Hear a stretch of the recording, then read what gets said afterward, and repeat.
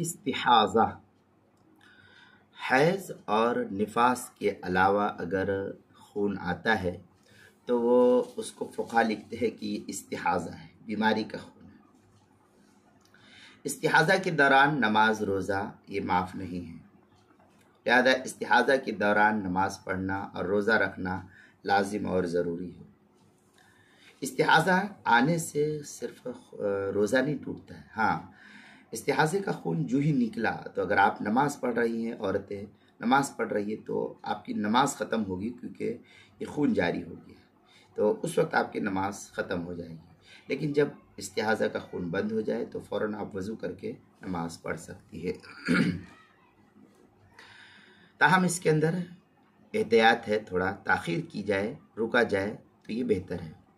چنانچہ الفقہ الاسلامی وادلتہ کے اندر ہے، اشترط الحنفیہ لصحۃ الصوم شروط الصلاۃ ہی النیہ والخلو اما ینافی الصلاۃ من حیض و نفاس و اما یفسد۔